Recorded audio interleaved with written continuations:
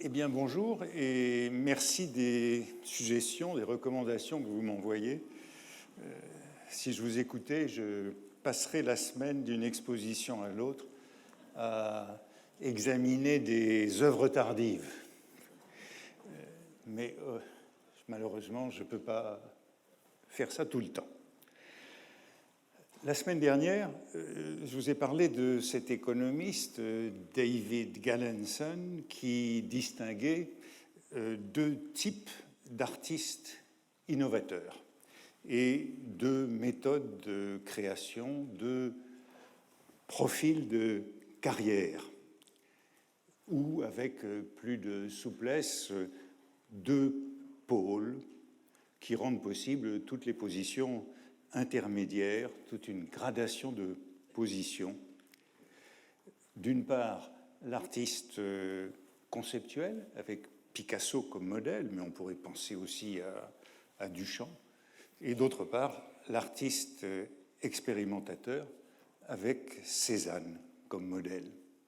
D'un côté, on a l'artiste qui a un programme et réalise ensuite ce programme, et de l'autre, celui qui tâtonne, qui avance par essai et erreur.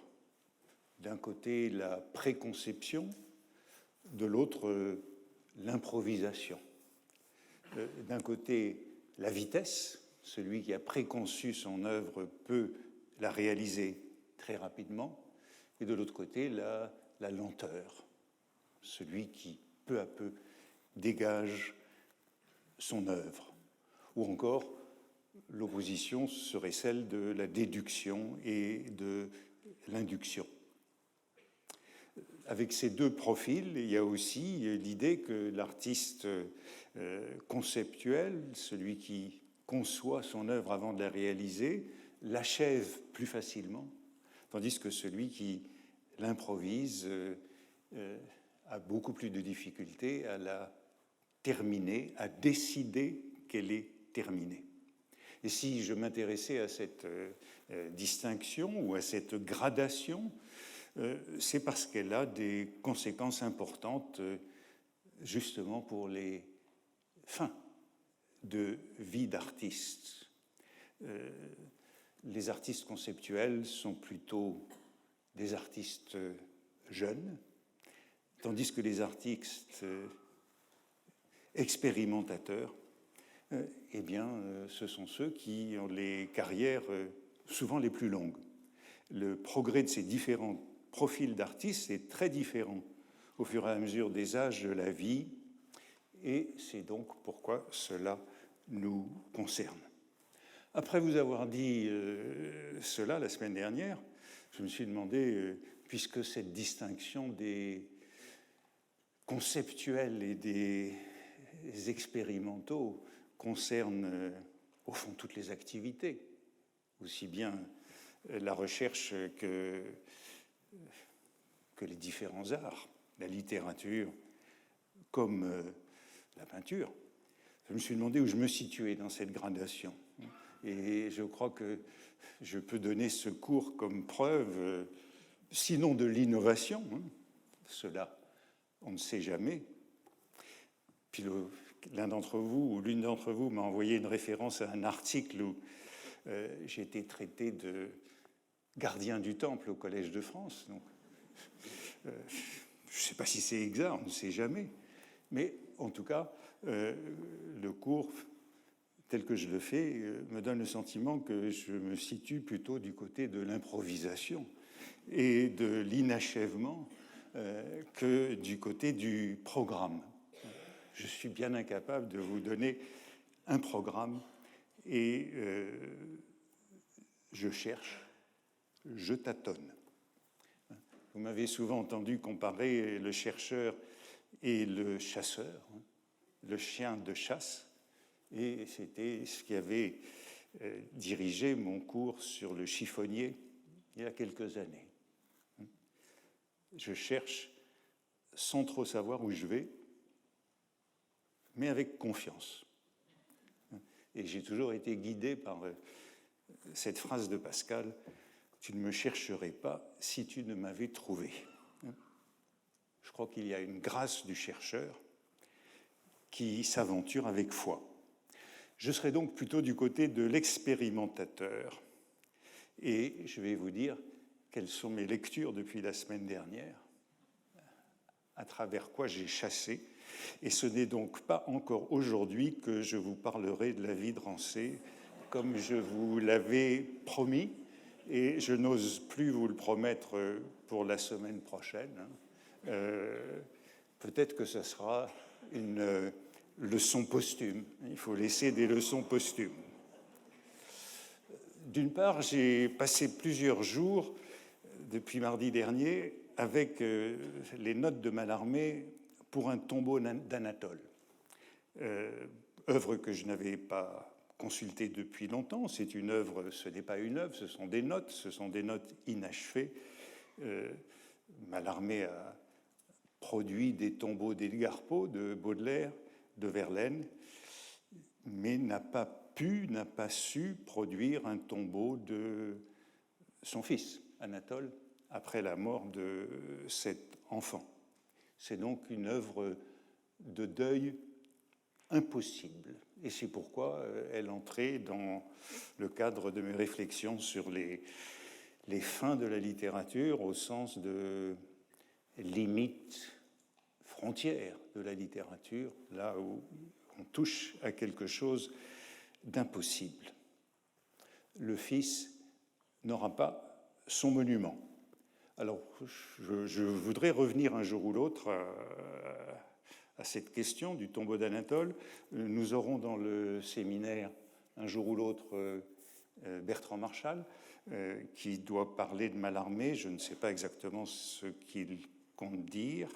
Je ne sais pas si c'est ce qu'il voudrait aborder. En tout cas, j'aimerais bien revenir à cette question de l'œuvre de deuil impossible. La seconde lecture que j'ai faite depuis la semaine dernière, c'est la lecture de Sartre, d'un certain nombre de textes de Sartre, parce que j'avais lu il y a quelques semaines Une mort très douce de Simone de Beauvoir, toujours dans ses réflexions sur la littérature et le deuil, la littérature et la mort, une mort très douce qui porte sur la mort de sa mère. Et puis j'ai lu ensuite la cérémonie des adieux que Lisa m'a donnée la semaine dernière. Et cette fois-ci, on a en effet un monument de deuil qui est édifié, qui est achevé, qui est violent, parfois obscène. Et c'est cette lecture de Sartre qui m'a suggéré le titre d'aujourd'hui, La catastrophe des œuvres tardives, plus différentes références à la catastrophe que j'ai déjà faite dans les séances précédentes. Cette phrase d'Adorno, qui est la dernière phrase de son article sur le style tardif, sur le style tardif de Beethoven, un article fondamental dans cette réflexion sur la fin. Cette phrase d'Adorno, je crois qu'on l'a déjà citée, que je vous redonne: dans l'histoire de l'art, les œuvres tardives sont les catastrophes. Et puis nous avions également rencontré cette notion de catastrophe dans l'article de Friedlander que j'avais cité sur le déluge de Poussin, le tableau de Poussin, L'hiver ou le déluge, dont il est beaucoup question dans La vie de Rancé, puisque c'est ce tableau à propos duquel Chateaubriand parle de l'admirable tremblement du temps. Et Friedlander disait que ce tableau se situait entre paix et catastrophe. Et c'était ça qui caractérisait à ses yeux l'œuvre tardive, cette tension de la sérénité et de la catastrophe. Et c'est sans doute cette tension que la semaine dernière je pouvais qualifier de sublime sénile, dans cet oxymore du sublime sénile. Et la lecture de Sartre que j'ai faite depuis la semaine dernière a au fond relié les deux fils que j'ai lancés et puis suivis depuis le début de ce cours.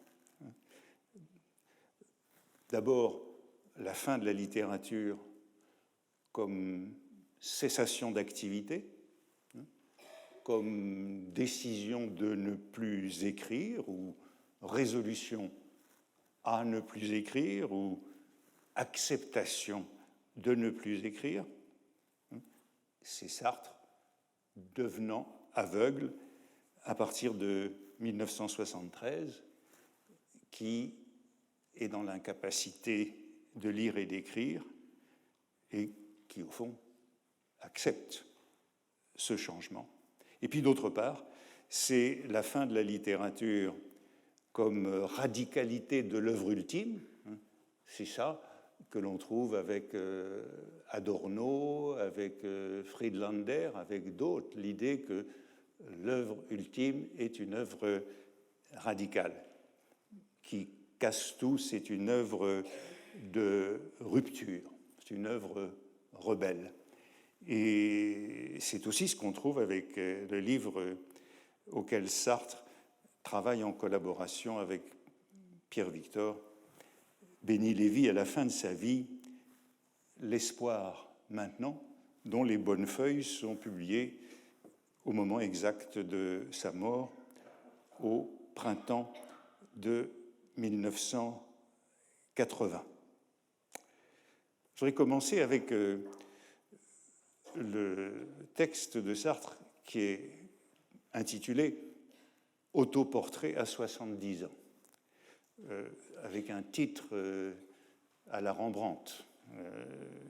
Je viendrai tout à l'heure à Rembrandt dans la suite de ce cours. C'est l'entretien avec Michel Contat, qui est publié dans le Nouvel Observateur en 1975, donc pour les 70 ans de Sartre, et puis qui est recueilli l'année suivante dans Situation 10, où Sartre évoque la perte de sa vision depuis 2 ans. Il est difficile de dire que ça va bien, mais je ne peux pas dire non plus que ça aille mal. Et je ne peux par conséquent plus ni lire ni écrire. Privé de mes capacités de lire et d'écrire, je n'ai plus aucune possibilité de m'activer comme écrivain. Proposition qui m'arrête beaucoup, vous voyez, cette cessation de l'activité d'écrivain qui est ainsi désignée, c'est bien, s'activer comme écrivain. Mon métier d'écrivain est complètement détruit. À part cela, je me porte très bien, je dors d'excellent sommeil. Et le passage continue pour décrire cette vie, au fond, sereine, malgré la perte de la vue et cette cessation d'activité. Puis il poursuit, « En un sens, ça m'ôte toute raison d'être. J'ai été et je ne suis plus, si vous voulez. Mais je devrais être abattu et, pour une raison que j'ignore, je me sens assez bien. Je n'ai jamais de tristesse ni de moments de mélancolie en pensant à ce que j'ai perdu.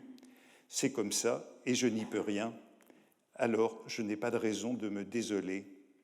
Maintenant, tout ce que je peux faire, c'est m'accommoder de ce que je suis. » Donc, description d'un état accepté, sans tristesse ni mélancolie, mais sur lequel Sartre revient abondamment.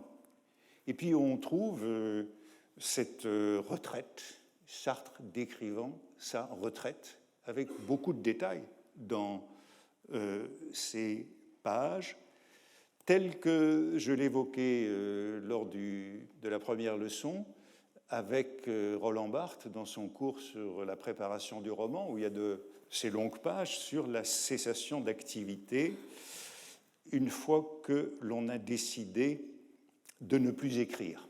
Bon, ici, la décision de Sartre, c'est plutôt de s'accommoder avec le fait de ne plus pouvoir ni lire ni écrire. Et vous vous souvenez des étapes que Barthes décrivait dans cette Vita Nova. Il y a 2 Vita Nova possibles pour Barthes, celle où on ne fait plus rien, et puis celle où on transforme la vie en littérature. Et il y avait ces 4 étapes de l'otium studiosum, hein, la vie studieuse des anciens, du bricolage, le retraité bricoleur qui fait des boîtes, le komboloi, le chapelet grec ou chypriote comme activité minimale, et enfin, 4e étape, la plus sublime, le wu-wei du Tao, qui est le véritable non-agir. Et Sartre décrit ainsi son état. Je me promène un peu, on me fait la lecture des journaux, j'écoute la radio, quelquefois j'entrevois ce qui se passe à la télévision, et en effet, ce sont là des activités de désœuvrement. Belle expression que c'est activité de désœuvrement. Je pense toujours, mais l'écriture m'étant devenue impossible, l'activité réelle de la pensée est d'une certaine façon supprimée. Cette pensée qui est inséparable de l'écriture et de la réécriture, du style. Ce qui m'est désormais interdit, écrit Sartre, c'est quelque chose que beaucoup de jeunes gens d'aujourd'hui méprisent, pour bien marquer la différence entre peut-être lui et ma génération, puisqu'à l'époque j'étais parmi ces jeunes gens. Le style, disons la manière littéraire d'exposer une idée ou une réalité. Cela demande nécessairement des corrections qui parfois se renouvellent 5-6 fois, ce travail du style à la Flaubert. Je ne peux même plus me corriger une fois parce que je ne peux pas me relire, donc ce que j'écris ou ce que je dis en reste nécessairement à la première version. Et on comprend quand on lit ça pourquoi Sartre parlait de métier. C'est le métier qui est détruit, et ce métier, c'est bien l'écriture et la réécriture, remettre 5 ou 6 fois l'ouvrage sur le métier. Mais il termine en disant « Bon, j'ai fait ce que j'avais à faire, j'ai écrit, j'ai vécu, il n'y a rien à regretter. » J'ai écrit, j'ai vécu, qui résume cette sorte de sérénité, en tout cas consentie, acceptée. Il n'y a pas besoin d'en dire plus pour le moment. Là aussi, j'aimerais bien y revenir un jour ou l'autre, car il y a toute une réflexion à faire sur ce que c'est de ne plus écrire. C'était la question que posait Roland Barthes dans la préparation du roman. Qu'est-ce que c'est que de ne plus écrire pour quelqu'un qui a fait sa vie de l'écriture? Et j'avais, dans le premier cours, cité quelques passages des mots, me semble-t-il, des mots de Sartre, en vous disant qu'avec La vie de Rancé, c'était une sorte de texte tuteur pour ce cours, montrant comment toute la vie s'identifiait à l'écriture. Et donc, j'aimerais bien revenir sur cette fin là. Mais Sartre entreprend un livre à la faveur des entretiens avec son secrétaire, Pierre Victor, Béni Lévy, et cette œuvre est en effet radicale. Publiée à la veille de sa mort, elle a d'une certaine façon tous les traits de ce que j'ai appelé la semaine dernière le sublime sénile. Ce sublime sénile qui, brutalement, annule, renverse, piétine toute une œuvre.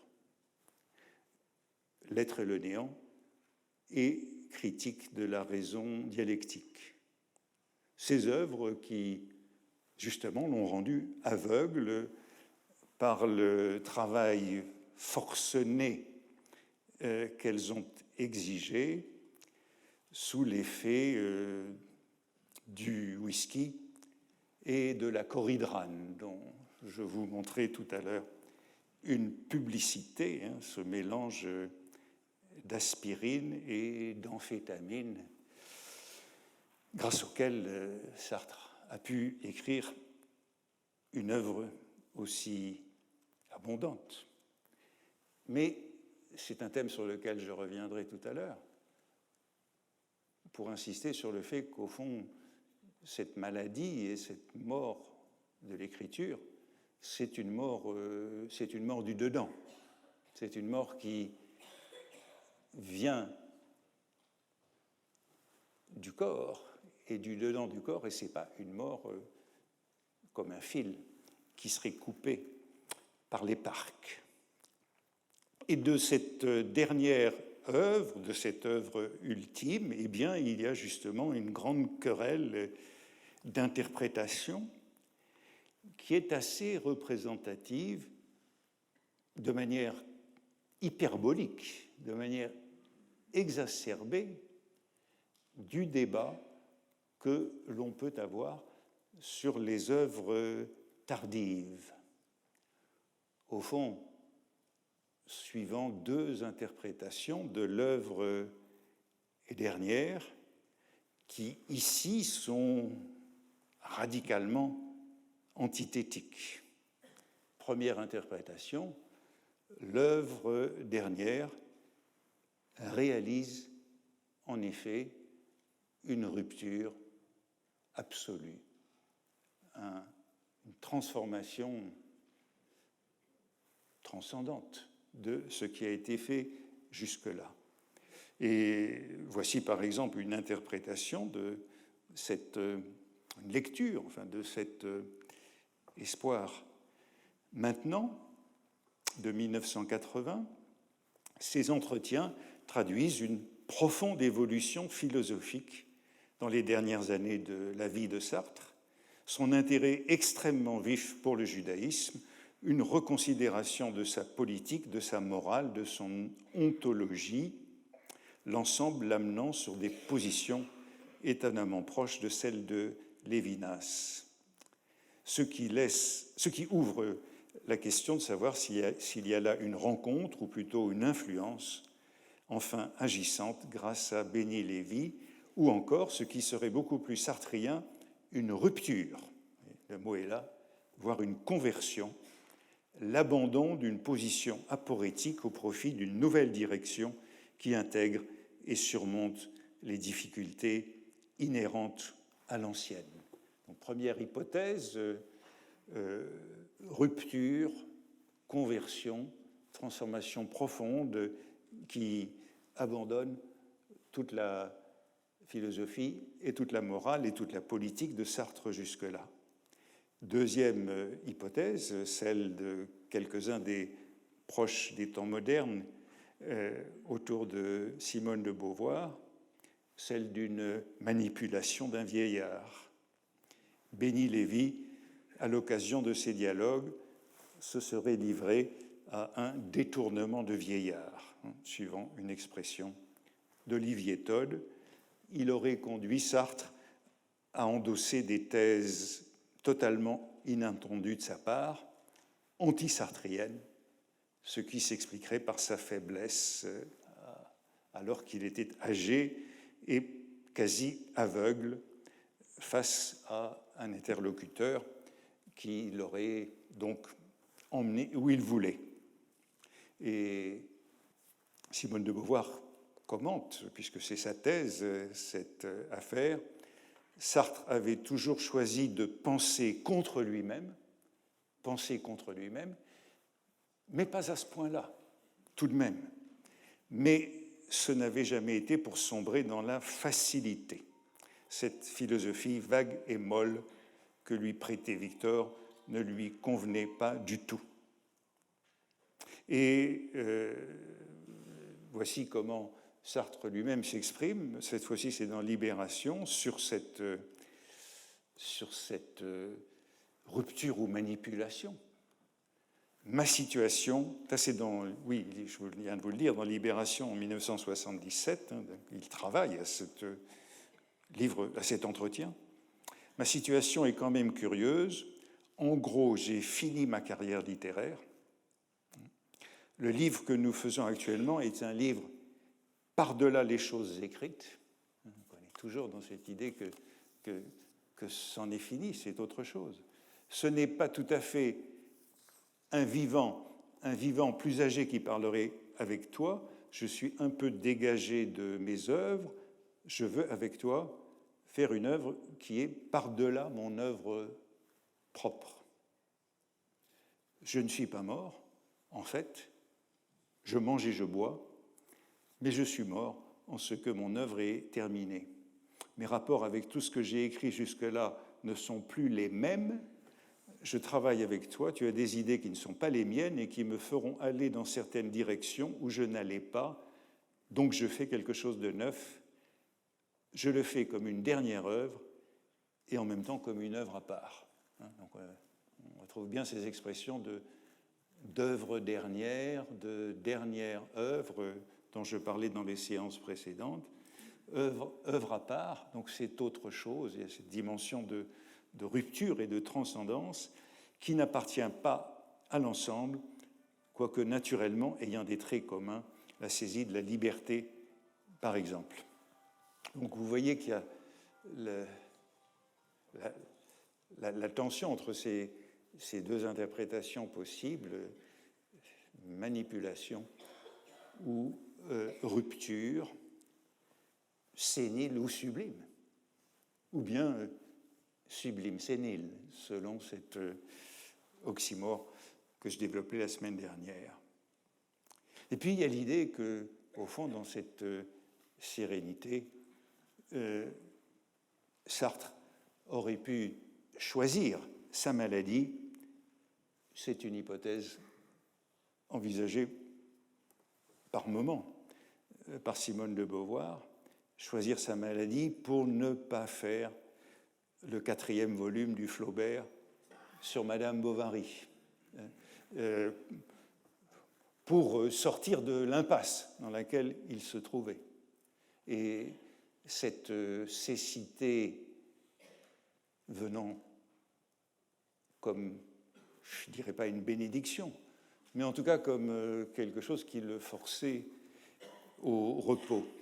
Mais Simone de Beauvoir ajoute, aujourd'hui, je ne crois plus tout à fait à cette hypothèse, en un sens trop optimiste, puisqu'elle faisait de Sartre le maître de son destin, choisir sa maladie. Ce qui est certain, c'est que le drame de ces dernières années est la conséquence de sa vie tout entière. Et c'est ça qui me paraît très intéressant, c'est ce drame, c'est la suite de toute sa vie.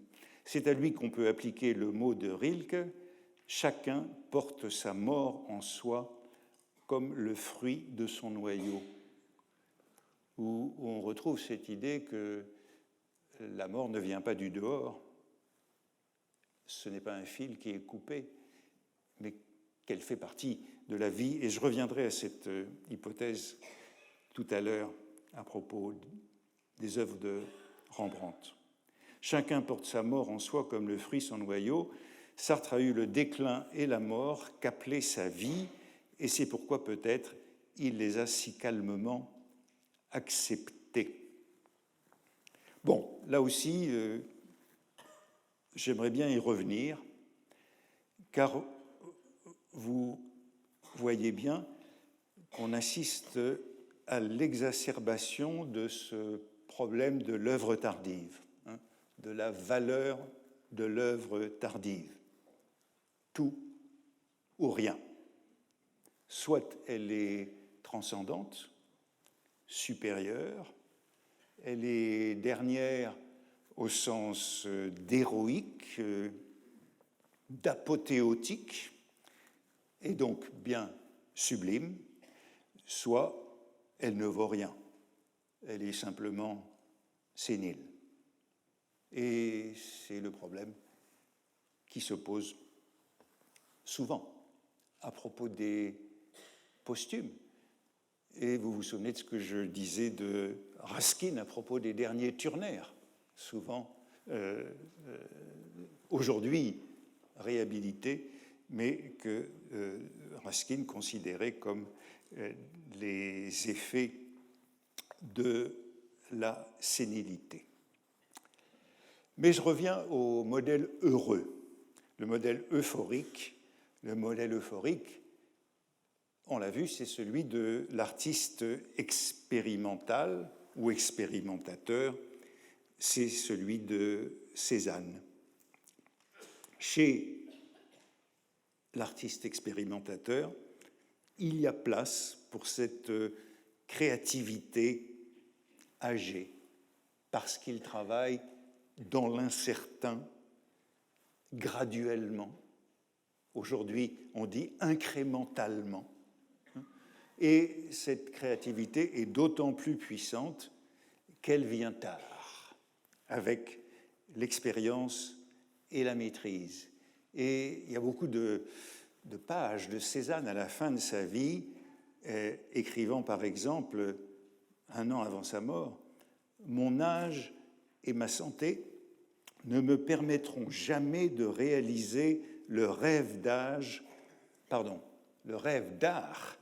que j'ai poursuivi toute ma vie. » Donc c'est ce même rêve d'art poursuivi obscurément, non pas comme un concept, mais comme un rêve, ce rêve qui est à l'horizon, ce rêve que j'ai poursuivi toute ma vie et que Cézanne poursuit jusqu'à la veille de sa mort. Et voici ce qu'il écrit à son ami, le peintre plus jeune que lui, Émile Bernard. Là aussi, c'est juste avant sa mort. « Je crois, en effet, avoir réalisé quelques progrès bien lents dans les dernières études. » Cézanne parle toujours d'études, jamais d'œuvres accomplies. Ce que fait Cézanne, ce sont toujours des études avec ces progrès très lents que vous avez vus chez moi. Donc c'est cette modestie de l'artiste expérimentateur.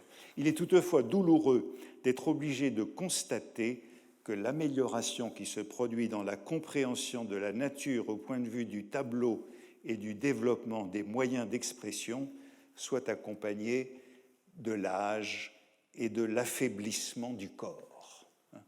Et dans cette proposition, on a tout. Le rêve, la modestie et cette lenteur du progrès, et puis l'affaiblissement et la tension entre les deux. Et voici, et puis je rappelais que c'était ça. Ces dernières œuvres, c'était Sainte Victoire dans la dimension sérielle de ce lent progrès pour aller vers le rêve de toute une vie. Et voici la lettre qu'il écrit au même Émile Bernard, tout juste un mois avant sa mort. Donc, lettre que, par cette illusion rétrospective, on voudrait bien appeler un testament. Arriverai-je au but tant recherché et si longtemps poursuivi? Je le souhaite, mais tant qu'il n'est pas atteint, un vague état de malaise subsiste qui ne pourra disparaître qu'après que j'aurai atteint le port, soit avoir réalisé quelque chose en développant mieux que par le passé et par là même devenant probant de théories qui, elles, sont toujours faciles. Réaffirmation du caractère non conceptuel ou non théorique de cette lente progression. Il n'y a que la preuve à faire de ce qu'on pense, qui présente de sérieux obstacles. Je continue donc mes études. Vous voyez, il y a toujours lenteur, étude. Mais je viens de relire votre lettre et je vois que je réponds toujours à côté. Vous voudrez bien m'en excuser, c'est, je vous l'ai dit, cette constante préoccupation du but à atteindre qui en est la cause. J'étudie toujours sur nature et il me semble que je fais de lents progrès.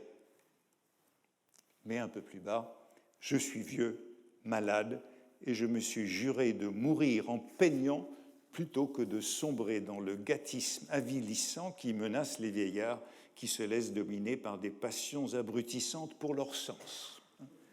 Laissons cela de côté et allons vers la fin.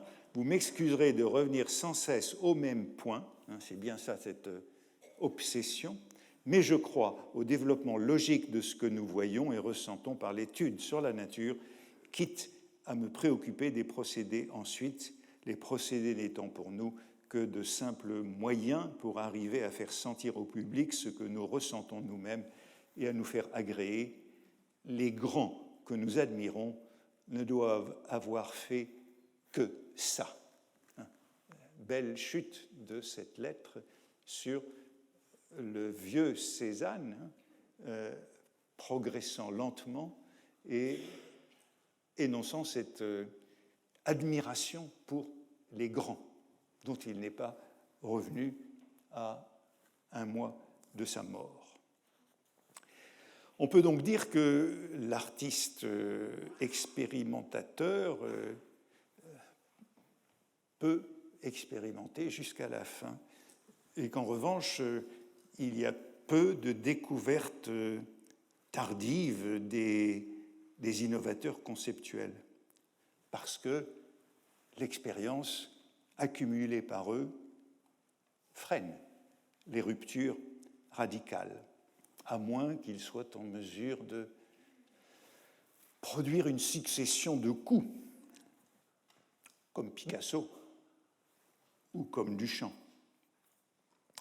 Mais il est en revanche possible pour les artistes conceptuels jeunes de se convertir en maîtres expérimentaux avec la maturité, l'innovation de la jeunesse se transformant en expérience.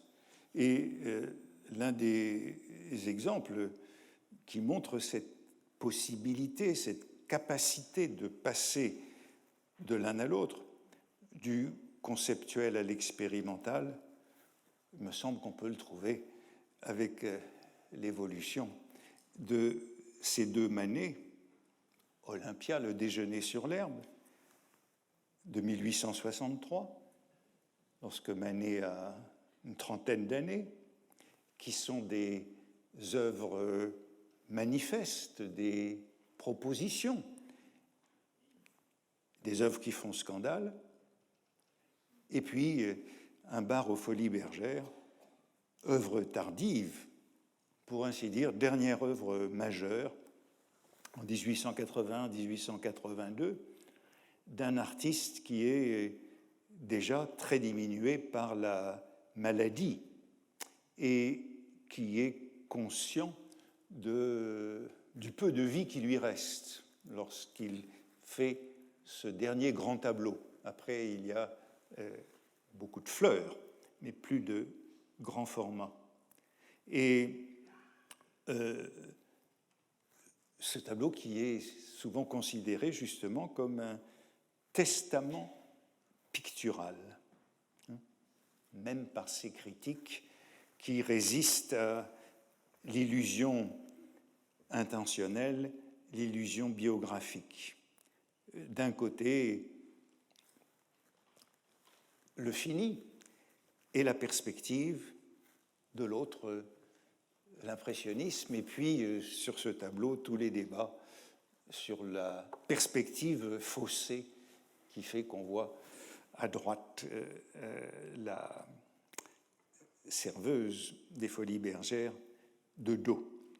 Mais, me semble-t-il, on peut s'attacher surtout au regard dans ces deux tableaux. Le regard d'Olympia, dirigé vers le spectateur, et le regard de l'autre jeune femme, à droite, un regard qui est un regard hors de l'espace, au-delà du spectateur, un regard en quelque sorte aspatial. Et c'est peut-être cela, le regard de l'œuvre tardive. Voici ce que dit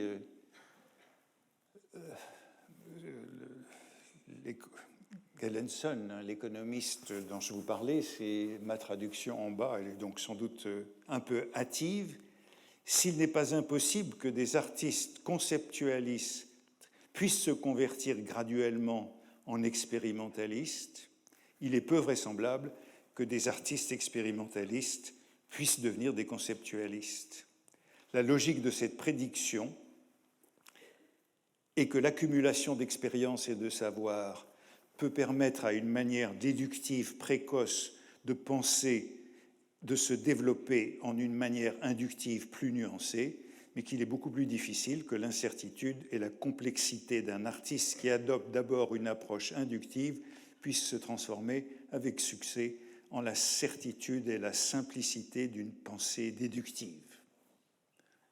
Autrement dit, on peut imaginer un jeune Rimbaud devenant un vieux Proust, mais sans doute plus difficilement le cheminement inverse. L'âge et l'expérience font obstacle à la productivité des jeunes génies conceptuels, non des vieux maîtres expérimentaux. Mais justement, c'est peut-être là que l'on peut situer très exactement le style tardif, celui de l'artiste expérimental qui, au dernier moment, bouleverse tout. Si cette notion de style tardif a un sens, comme un certain nombre d'historiens et de philosophes allemands voudraient le penser, n'est-ce pas exactement dans cette conversion de l'artiste âgé qui renverse la table? Et c'est peut-être ce que Sartre a fait en anéantissant toute son œuvre antérieure. Alors bien sûr, cette analyse est schématique, puisqu'elle fonde la créativité, la puissance créatrice sur la réception des œuvres, sur leur valeur, sur leur succès économique, et c'est un peu réducteur. Mais il me semble qu'on peut tout de même leur donner un certain crédit. Et puis, il y a la question du genre, que j'évoquais brièvement la semaine dernière. Et la perspective du genre sur ces deux profils d'artistes et sur leur vieillissement. Les deux profils sont en effet parfois associés à Mars et Vénus par les commentateurs. Mars du côté de l'artiste conceptuel, le guerrier, et Vénus du côté de l'expérimentation. Et en effet, on peut peut-être dire que peu d'artistes femmes ont percé jeunes et qu'elles seraient plutôt dans la catégorie des artistes expérimentales, du moins jusqu'au XXe siècle. Mais l'une des expositions que j'ai vues la semaine dernière, c'est celle de Charlotte Perriand, active jusque très tard dans sa vie, lorsqu'elle était nonagénaire, et je me rappelais avoir vu au même endroit, dans les mêmes espaces, il y a peu de temps, l'exposition Basquiat et Schiele, tous deux morts à l'âge de 28 ans. Et c'est une question qu'on peut souvent poser de tous ces artistes que nous ne connaîtrions pas s'ils étaient morts à 28 ans, alors que Schiele et Basquiat avaient déjà atteint une assez grande notoriété. Nous n'aurions pas de Balzac, mais seulement Horace de Saint-Aubin. Nous n'aurions pas de Proust, mais seulement Les plaisirs et les jours. pensez à une artiste comme Louise Bourgeois, elle aussi consacrée très tard dans sa vie. Elle était née en 1911, et la première grande exposition rétrospective sur Louise Bourgeois a lieu au MoMA à New York en 1982-1983, lorsqu'elle est donc septuagénaire. Et voici cette araignée exposée en 1999 à la Tate Modern à Londres, cette immense araignée sous le titre de « Maman ». Et voici ce qu'elle disait lorsqu'elle avait 84 ans. Bon, c'est en anglais, mais j'ai traduit. Je suis un coureur de fond. Oh, je ne sais pas, j'aurais peut-être dû dire une coureuse de fond, mais je ne sais pas si on dit une coureuse de fond. Je suis une coureuse de fond. Il me faut du temps pour faire les choses, pour que les choses adviennent. Et puis, l'intervieweur lui demande si elle aurait pu faire l'une de ses œuvres plus tôt. Et elle répond « Absolument pas. Je n'étais pas assez sophistiquée alors. Vous savez, les artistes font des progrès, un peu comme Cézanne. Je veux dire, nous sommes censés être meilleurs aujourd'hui qu'il y a 20 ans. Sinon, à quoi ça sert de travailler? Vous devenez meilleurs, ce qui est la vraie philosophie chinoise, la sagesse des aînés. » Bon, cela peut donner de l'espoir aux gens d'un certain âge, qui n'ont pas encore été reconnus comme des génies. En insistant, les artistes expérimentaux peuvent percer. Et on aurait donc bien ces deux polarités, mais vous le voyez, il me semble que si le style tardif existe, si cette notion a un sens, si elle est intéressante, on devrait pouvoir la trouver chez les expérimentalistes qui rompent avec les conventions sur le tard. On assiste assez souvent à des réhabilitations de vétérans. Bon, je citais le cas de Louise Bourgeois.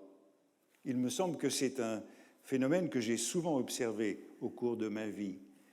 Cette façon pour la critique littéraire ou artistique de se racheter, de se relégitimer, de se donner un certificat de bonne conduite en célébrant un ancien à l'occasion d'une publication tardive ou d'un anniversaire, une sorte de réparation.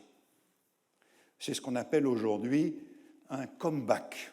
Alors on parle plutôt du comeback de Johnny, mais la presse n'hésite pas à parler de comeback pour des artistes de toutes sortes. Et dans la cérémonie des adieux, Simone de Beauvoir évoque ce qu'elle appelle un comeback de Sartre. En 1976, il y a une saison Sartre, il y a une reprise des Mains sales, il y a la sortie du film Sartre par lui-même, il y a des numéros de revue, des entretiens, à un moment où on ne parle plus beaucoup de Sartre. Et voici ce qu'elle dit. « Quel beau comeback, lui ai-je dit. Un comeback funéraire, m'a-t-il répondu, mais en riant. » Toujours ces deux aspects. En vérité, il en était tout réjoui. Sartre était beaucoup trop orgueilleux pour être jamais tombé dans la vanité. Comme tout écrivain, il se souciait du succès de ses travaux et de leur influence, mais pour lui, le passé était tout de suite dépassé. C'est sur l'avenir, son prochain livre, sa prochaine pièce qu'il misait.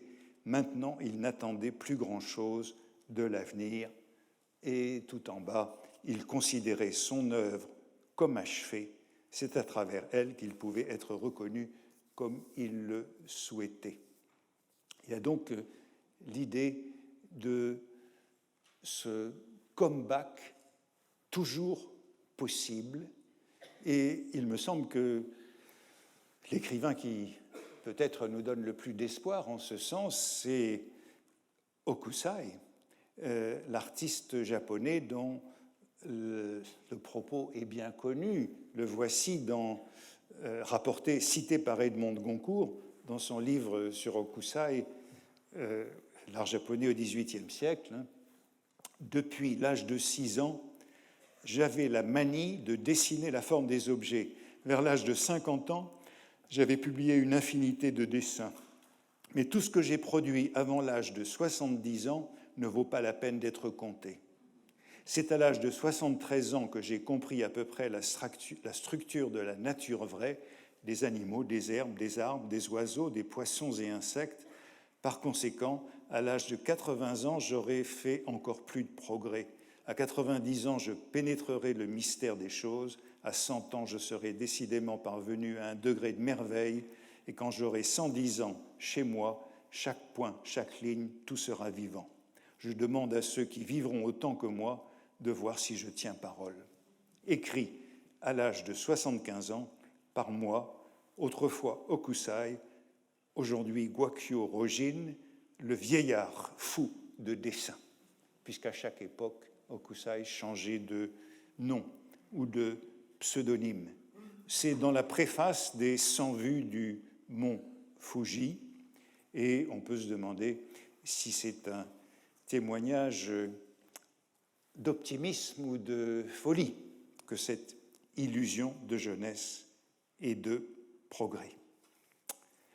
L'un des premiers philosophes ou historien de l'art, si l'on veut, à s'être intéressé à cette notion de style tardif, de rupture, c'est le philosophe, sociologue Georg Simmel,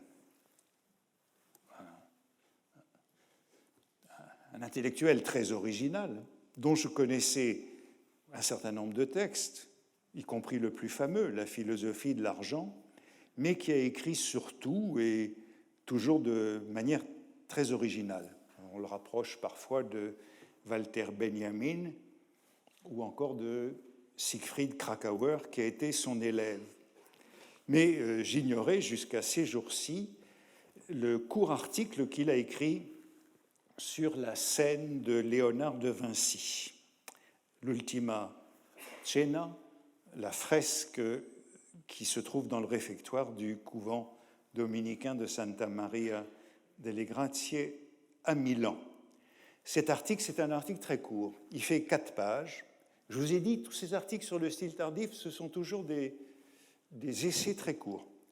Et il est publié en 1905 dans un quotidien, donc c'est une tribune de quotidien recueillie après sa mort en 1922. Et Simmel est, me semble-t-il, l'un des premiers, puisque au XIXe siècle, on avait tendance à condamner la sénilité des artistes. Il est l'un des premiers à établir une sorte de corrélation entre le déclin physique et mental et la profondeur paradoxale des œuvres. Le déclin physique peut paradoxalement faire ressortir des œuvres plus profondes. Il n'y a pas de déni du déclin, mais il est transformé en puissance. Voici l'incipit de l'article. Chez les artistes de très haut niveau, le grand âge accomplit parfois une évolution qui fait ressortir du fait même de la déchéance naturelle de la vieillesse, semble-t-il, ce qu'il y a en eux de plus pur et de plus essentiel. Tandis que diminue la force de la mise en forme, le charme de la figuration, l'abandon naïf au monde donné, ne restent que les très grandes lignes, pour ainsi dire, la part la plus profonde et la plus personnelle de la production. Une sorte de rédemption qui élimine tout l'accidentel et tout l'accessoire. Et vous le voyez, ce sont toujours les exemples canoniques qui sont donnés. Ainsi Goethe dans la deuxième partie du Faust, ainsi Beethoven dans les derniers quatuors, tandis que les êtres moyens, chez les êtres moyens et les êtres contingents, l'âge ronge tout de façon absurde, détruisant ce qui en eux est essentiel comme ce qui est sans valeur, au petit bonheur. C'est le privilège de quelques grands hommes, ajoutons des femmes, que la nature, même là où elle détruit, le fait chez eux selon une visée plus haute et transforme la destruction en un moyen de séparer ce qui en eux est éternel et ce qui est superficiel et ce qui ne leur est pas purement personnel. Vous voyez que ce n'est pas rien, cette rédemption, puisqu'elle atteint ce que Simmel désigne comme un caractère éternel. Sans doute peut-on songer à de nombreuses œuvres qui répondraient à ce programme. J'en citerai une seule, qui me semble-t-il convient, si c'est Billy Budd, ce chef-d'œuvre posthume d'Herman Melville. C'en y est évidemment Moby Dick, mais Billy Budd, c'est le chef-d'œuvre posthume à propos duquel il écrivait à un ami en 1889, à 70 ans, et un peu de temps avant sa mort. Il écrivait ceci: « Ma force décline sensiblement. Le peu qu'il en reste, je le ménage pour certaines tâches encore inachevées et qui, en effet, pourraient n'être jamais achevées. » Le verbe ménager en anglais, c'est le verbe husband, très intéressant puisque nous nous souvenons du double sens. Le husband, c'est le mari, c'est parce que c'est le cultivateur et c'est celui qui cultive avec économie, qui économise ses forces. Et on peut penser à la concentration de nombreux écrivains. Proust qui a écrit le mot fin, je le rappelais l'autre fois, mais qui n'en finit pas jusqu'à la nuit de sa mort et qui ménage ses forces pour terminer. Ou encore Manet, dont j'évoquais les fleurs, après le bar aux Folies Bergères pendant les 2 dernières années de sa vie. Et Simmel poursuit par une très belle comparaison avec l'état de détérioration de la fresque elle-même, qui rend toute sa force, elle aussi, juste avant l'extinction de ses couleurs et sa destruction. Cette fresque en mauvais état, dit-il, comme si c'était encore allumé en elle au dernier instant, avant que son dernier éclat ne disparaisse, toute la puissance de l'immortalité intérieure.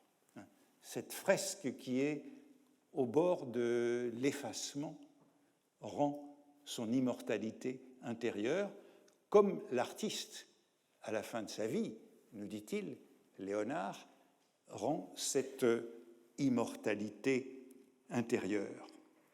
Et vous voyez que cette immortalité intérieure, c'est l'idée du chant du cygne, de la fresque. Au fond, Simmel n'aurait pas pu concevoir ces 4 pages remarquables si la fresque avait été restaurée. Il importait qu'elle fût en état de quasi-effacement. Et ce qu'il y découvre dans cette fresque, c'est non pas le dessin par opposition à la couleur, mais l'intention la plus claire. C'est l'intention qui est la plus claire. Ce que Simmel admire dans cette fresque, c'est que le récit ne soit pas conventionnel, que la représentation ne soit, pour ainsi dire, pas synchrone. Les apôtres, dit-il, réagissent différemment à la parole du Christ. Ils réagissent de manière différentielle à la parole du Christ. Ils se trouvent à des moments distincts de leur propre histoire, de leur histoire à chacun, de leur compréhension du message du Christ, qui vient de dire « l'un de vous me trahira ». Et selon Simmel, il y a là une percée, une découverte capitale. Ils ne vivent pas dans le même instant le message qu'ils viennent d'entendre. Et on a là donc l'idée non pas d'une confusion des temps, mais d'un temps chronologique qui n'est pas homogène. Et précisément, ce sera beaucoup plus tard, on peut s'en souvenir, la thèse de son élève Siegfried Kracauer, thèse très importante sur ce qu'il appelle la non-simultanéité des contemporains. Nous sommes ensemble, mais chacun est à un moment différent de son histoire et chacun vit autrement l'instant présent. C'est ça que décrit Simmel dans la fresque de Léonard. C'est une thèse sur l'âge comme autre expérience du temps. Un temps disjoint, non synchrone, et au fond, je ne parle pas de la vie de Rancé, mais c'est exactement ce qui se passe dans la vie de Rancé, ce temps non synchrone. Et curieusement, ce sont des images de bruit. C'est une cacophonie, c'est un charivari, ou des images de couleurs, un kaléidoscope, qui nous permet de dire cette non-synchronie. Et voici comment il le commente. Pour la première fois, une situation est montrée qui, saisissant un grand nombre de personnes en même temps, exprime chacune d'elles dans son être singulier de la façon la plus forte et la plus complète. L'émotion pousse à se manifester ce qu'il y a de plus profond dans la personnalité, ressenti communique, et cela n'était jamais arrivé avant elle, c'est-à-dire avant cette fresque. Pour la première fois est éveillée dans un portrait de groupe cette totale liberté intérieure des personnalités. Vous voyez ce que nous dit Simmel, c'est que dans cette fresque, c'est vraiment l'individualité de chacun qui est représentée dans ce qu'elle a d'unique, mais en même temps d'universel, qui donne forme à la réaction de chacun. Et ce qui donne forme à la réaction de chacun, pour Simmel, c'est la mort dans la vie. Et puis, vous le voyez, combien ces propositions sont ambiguës, puisque ce qui intéresse Simmel, c'est à la fois la rupture tardive chez un artiste, mais en même temps, vous voyez que de manière répétée, il dit pour la première fois, mais en même temps une rupture historique. S'intéresserait-il à ce style tardif si ce style tardif n'était pas simultanément une rupture historique? Il poursuit en disant « On a bien peu attiré l'attention sur le fait que la scène se déroule à des moments de temps très différents. » Oui, c'est ça qui l'intéresse. C'est que le temps de la fresque n'est pas le même pour tous les personnages. Les mouvements de l'expression des différents groupes représentant l'effet et l'écho décisif dans les esprits de cette parole du Christ à différents intervalles de son intervention. Autrement dit, l'unité de temps est brisée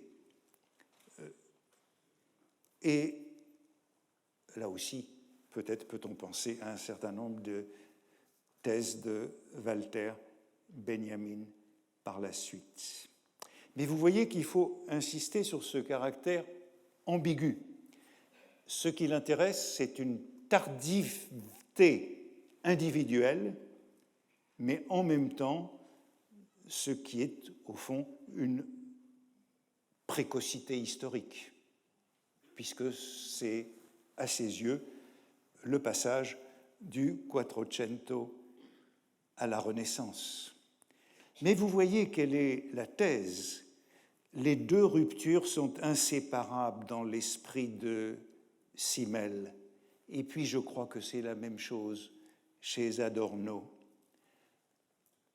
Le style tardif est intéressant parce qu'il accomplit une rupture historique, et ce style tardif nous dit, et c'est ça la grande idée, c'est que ce sont les vieux, plutôt que les jeunes, qui accomplissent les ruptures historiques.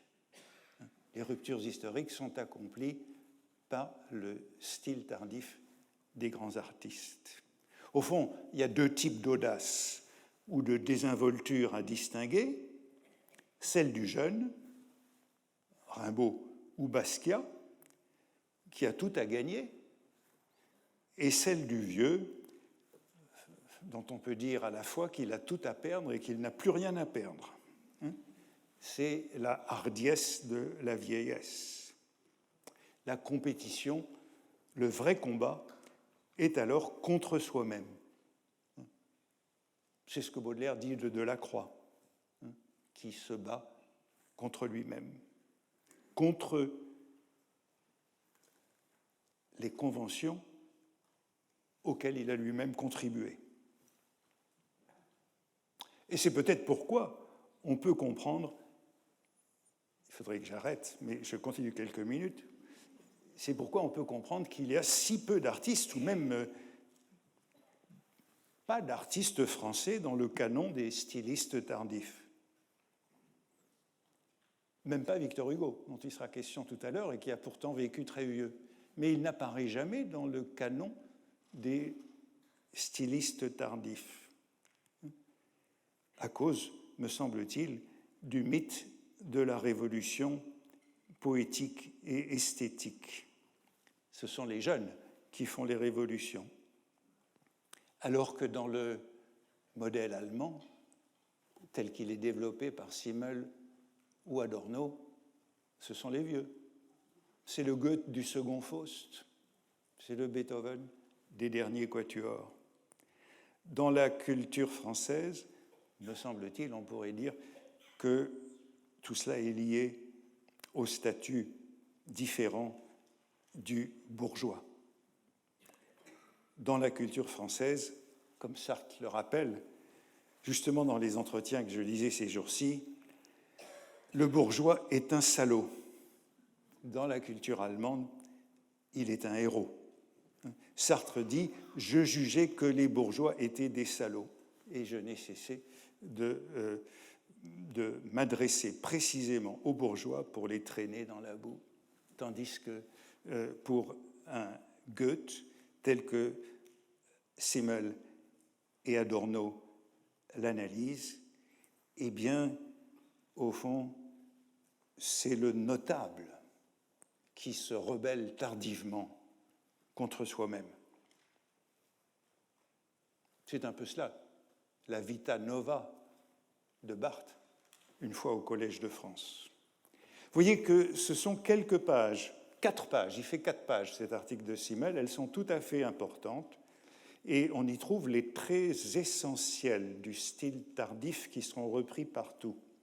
Le style tardif casse l'unité de temps, il met en œuvre la non-simultanéité du contemporain, il impose une autre temporalité tardive, juxtaposée, allégorique, et c'est ce qu'on trouve dans le tableau de Manet, Un bar aux Folies Bergères. Alors bien sûr, et je terminerai sur cela, il y a quelque chose de cocasse dans cette histoire, c'est que la scène de Milan, en vérité, n'est pas une œuvre tardive. Simmel a défini les traits de la tardivité, et je crois qu'ils sont justes, par erreur.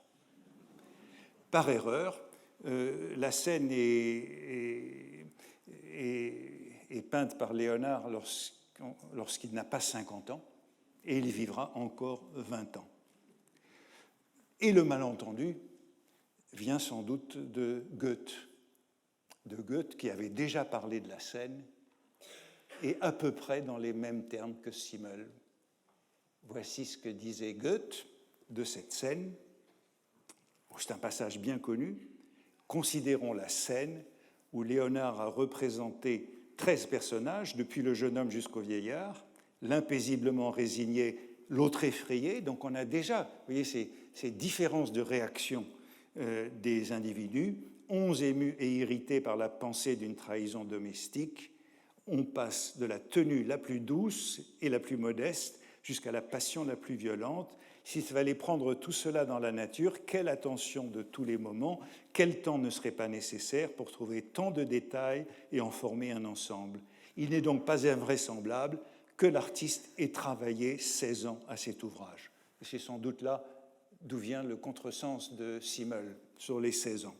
Et qu'il n'ait pu achever, œuvre inachevée, ni l'homme-dieu, ni le traître, qui n'étant l'un et l'autre que des conceptions idéales, ne s'étaient pas offerts à ses yeux. Eh bien, voilà, je terminerai là. Nous avons les traits de cette tardivité, bien définie par Simmel, mais à partir d'un malentendu sur une œuvre qui n'était pas tardive, ce qui a sans doute pour conséquence que c'est d'autant plus vrai. Merci.